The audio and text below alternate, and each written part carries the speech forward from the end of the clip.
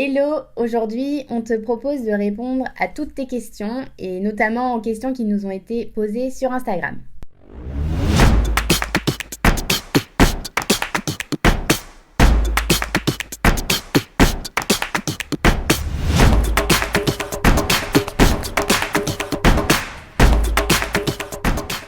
Du coup, on va reprendre les questions une par une et puis on va y répondre. La première question qu'on nous a demandé, c'est quel est le budget minimum à prévoir si on veut être digital nomade? Alors nous, on se dit que en fait, ça dépend vachement de ton niveau de vie et de comment tu vis quand tu es en voyage. Ça dépend aussi des destinations où tu vas aller. Nous, on avait choisi l'Asie parce qu'on savait que c'était pas très cher. Mais après, attention, il y a des pays en Asie qui sont hyper chers, comme Singapour ou Hong Kong. Donc voilà, donc ça va dépendre de ça. En tout cas, nous, si on devait donner un minimum à avoir de côté pour pas se stresser. L'idéal, ce serait d'avoir à peu près 6 mois de vie devant toi, en comptant le logement, les billets d'avion et les éventuels visas. Parce que souvent, les deux derniers postes, c'est des dépenses auxquelles on ne pense pas. Et tu peux vite te retrouver à te dire « Ah oui, mais il faut que je sorte du pays et que je fasse un visa, donc ça va me coûter 50 €, plus un billet d'avion, ça va me coûter 200 €. » Donc c'est des dépenses à ne pas négliger. La deuxième question, c'est « Je suis embêtée car mon matériel de travail me charge beaucoup trop. Est-ce que vous avez un tips ?» Alors pour le coup, là, on ne va pas avoir vraiment de tips parce que si tu es digital nomade, en gros, ton matériel de travail, c'est ce qui va être le plus important, donc c'est ce que tu devras privilégier. Mais en tout cas, à côté, c'est peut-être, vu que tu privilégies ton matériel de travail, les autres éléments comme les vêtements, etc., tu peux en prendre moins, par exemple, et dans le pire des cas, tu peux en avoir sur place, soit dans des magasins de seconde main, où il y a même des groupes Facebook qui sont créés pour voyageurs, justement, pour pouvoir s'échanger des vêtements. Tu peux plus opter pour cette solution sans faire une croix en gros sur tes affaires, sur ton matériel de travail. Bon, après évidemment on ne sait pas ce que tu as comme matériel de travail, ça dépend beaucoup de ce que tu fais, mais si on avait un conseil à te donner, c'est peut-être de voyager plus sur du long terme, pas changer tous les mois de pays. Ça va te permettre quand même de te poser un peu dans le pays et du coup de poser tes affaires, éviter de tout le temps être en voyage et devoir trimballer tes sacs partout, parce qu'on sait que ça peut être hyper fatigant. Donc la question suivante, c'était lié au budget formation. Donc est-ce qu'on prévoit un budget formation pour se former au long terme? Alors à date, on n'a pas de budget, nous, de formation. On se forme en tout cas en permanence, surtout selon nos envies et nos besoins du moment. Après, en tout cas, on ne peut que te conseiller de t'allouer mensuellement un budget de formation, c'est une super bonne idée. La question suivante, c'est est-ce que le décalage horaire n'est pas trop compliqué avec vos clients ? Alors paradoxalement, nous on était vraiment super à l'aise avec le décalage horaire. Quand on était en Asie, on avait donc 6 heures d'avance sur la France, donc c'était vraiment top pour pouvoir se préparer. Par exemple le matin, si tu avais un call alors qu'il est 9 heures en France, en Asie il est 15 heures, donc tu as bien eu toute ta matinée pour te préparer ou pour faire autre chose et tu n'as pas l'impression de te lever et être directement dans le feu de l'action. C'était un peu pareil aussi pour tous nos contenus donc sur NomadPass, quand on envoyait le mail du lundi, en fait du coup il était 15 heures, donc parfois on pouvait faire les derniers ajustements à 14 heures. C'est un peu la même logique, et sur la vidéo du mercredi pareil, on pouvait poster bien plus tard le soir et au final il était 13 heures quand on était en France. Après, le seul hic qui peut arriver, c'est pour faire des calls avec tes clients, vu qu'il y a forcément 6 heures de décalage. Si eux ont décidé, ici eux ils sont disponibles par exemple tous à 19 heures en France, donc pour toi il est à 3 heures du matin, donc là ça va poser pas mal de problèmes. Donc la solution, c'est vraiment de voir avec tes clients, d'en discuter de ton mode de vie pour trouver des bons ajustements et éviter que tu te lèves à 3 heures ou que tu restes éveillé pour faire un call. Nous, par exemple, le maximum qu'on a eu, c'était 22 heures en Asie, donc ça va, c'est jouable, mais il faut vraiment être sur la discussion pour éviter de faire des calls à des heures qui sont improbables pour toi. Donc une autre question qu'on a eue, c'est comment faire comprendre à son entourage ses envies de nomadisme digital, alors que cet entourage en question est plutôt vieille école. Alors nous, on part du principe que si tu as une envie, un projet, on a envie de dire go for it et vas-y jusqu'au bout, donne tout pour y arriver. Ce qu'on a remarqué aussi, parce qu'on a été aussi dans ce cas-là, c'est que les gens sont quand même sacrément jaloux dès que tu as envie de monter un projet, encore plus si tu pars à l'étranger parce qu'ils ont l'impression que tu vas partir un peu en vacances. Donc nous, si on a un conseil à donner, c'est juste n'écoute que toi et prouve-leur qu'en fait tu avais carrément raison de monter ce projet et que tu vas y arriver et tu vas tout donner pour y arriver. On imagine que c'est difficile, surtout si c'est de la famille ou vraiment des proches auxquels tu tiens, d'être un peu incompris sur ce sujet. Mais justement, ça te donne une force encore plus énorme pour tout défoncer. Et pour conclure ce point, vu que c'est un projet qui sera personnel, il faut que tu te dises que tu vas le faire pour toi et pas pour les autres. Donc techniquement, l'avis des autres ne devrait pas interférer dans la création de ton projet. La question d'après, c'est qu'est-ce que vous faites vous en freelance ? Alors moi je suis consultant en Facebook Ads et en gros j'accompagne mes clients à obtenir plus de leads grâce aux publicités sur Facebook. Et moi du coup je suis consultante en stratégie social media et créatrice de contenu. Question suivante, quelle a été votre plus grande galère en tant que nomade digital ? Alors si tu suis nos vidéos, tu as déjà dû voir notre plus grosse galère, ça a été la fois où on s'est fait virer de notre logement un peu le soir pour le lendemain. Ça a été notre plus grosse galère parce que en fait c'était un peu un cas je dirais stressant et on était un peu dans l'incompréhension parce qu'on se disait qu'en France en tout cas il se passerait jamais ça. Si tu veux en savoir plus, on te donne rendez-vous dans la vidéo qui parle de ce sujet. Après, on a eu 2 questions sur l'assurance santé, laquelle on a choisi et laquelle choisir quand on voyage beaucoup, donc quand on est nomade.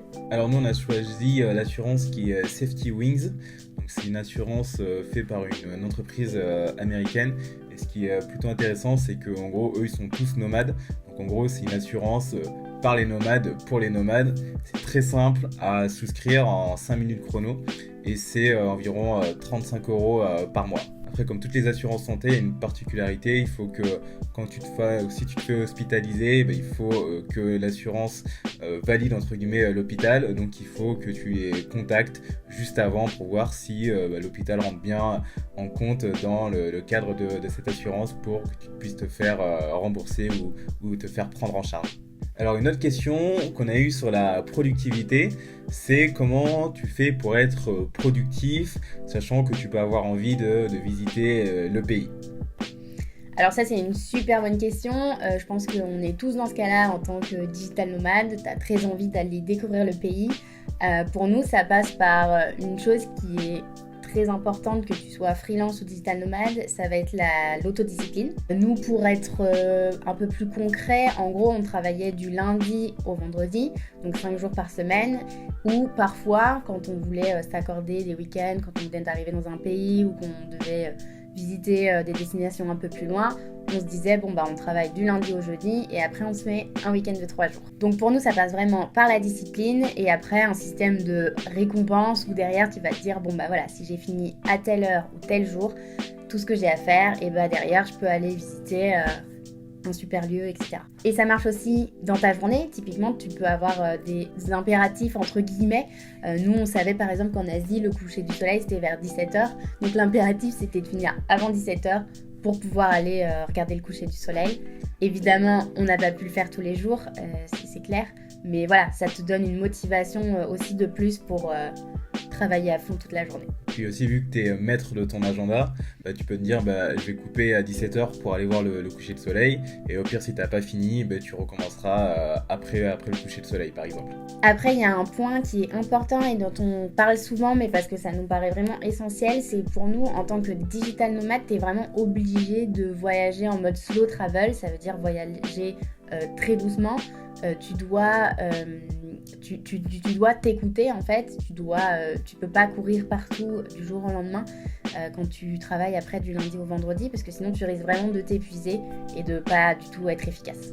La question d'après c'est comment définir les pays pour être digital nomade. Alors c'est marrant parce que nous on est en plein questionnement, donc la question tombe à point nommé. Donc nous ce qu'on fait c'est qu'on se renseigne déjà auprès de personnes réelles qui ont déjà été dans les pays qu'on vise par exemple. Donc, peut leur demander si c'est simple d'avoir internet, s'il y a une bonne communauté de digital nomades, si on peut travailler aisément. C'est un premier point. Ensuite, une autre étape, ce que tu peux faire, c'est aller regarder aussi sur les réseaux sociaux. Ça reprend un peu le premier point. Donc, tu peux mettre par exemple hashtag le pays que tu vises et voir un peu les photos, discuter avec des gens qui sont allés là-bas. Et ensuite, on utilise aussi Nomadlist, qui est assez connu, on t'en a parlé dans plusieurs de nos vidéos. Mais en gros, c'est un site pour nomades digitaux qui te permet de choisir ta destination en fonction de plusieurs points qui vont être essentiels pour toi. Donc la qualité du Wi-Fi, savoir si c'est safe, les températures, les prix, combien ça te coûte un mois pour vivre là-bas. Donc ce site est vraiment cool, on te remettra dans la description. Donc c'est Nomadlist et tu peux avoir toutes ces infos sur ce site. Donc nous on utilise beaucoup Nomadlist, mais derrière aussi, une fois qu'on a validé entre guillemets des destinations ou qu'il y a des destinations qui nous font un peu de l'œil, on va regarder beaucoup sur internet les avis. Alors il n'y a pas forcément d'avis en français en tant que digital nomade, c'est difficile, mais tu peux avoir pas mal d'articles déjà sur le pays, comment c'est. Et puis derrière, il y a une autre chose qu'on utilise beaucoup, c'est YouTube, où là on écrit en fait digital nomade et on écrit la destination qui nous donne envie. Et puis là on regarde des vidéos sur le sujet, on entre un peu dans le quotidien des digital nomades qui vivent là-bas, donc on voit si ça peut nous plaire ou pas. Question suivante, comment trouver des copains ? Alors, comment trouver des copains ? On en parlait justement dans notre vidéo comment éviter la solitude quand on est digital nomade. Donc, on te conseille d'aller la voir. Mais en règle générale, comment on en a trouvé nous ? C'est passé surtout par les réseaux sociaux, que ce soit les groupes Facebook. On te conseille vraiment d'aller sur les groupes Facebook, de taper le nom de ta destination et par exemple soit français si tu as envie de rencontrer d'autres Français, mais pas forcément, ça peut être aussi juste le nom de la destination et tu vas voir qu'il y a plein de groupes Facebook pour chaque ville. Et puis après, sinon après c'était sur Instagram, on contactait directement les gens sur Instagram et c'est comme ça que ça a fonctionné pour nous. La question suivante, c'est comment trouver un logement à l'étranger ? Alors là aussi, on avait déjà fait une vidéo sur le sujet. Mais en gros, ce que tu peux faire, c'est aller sur des groupes Facebook. Là aussi, tu pourras trouver comment trouver un logement. Tu pourras poser ta question en disant j'arrive dans telle destination pour telle durée, donc du coup j'ai besoin d'un logement. Là, il y a des gens qui vont te faire des réponses.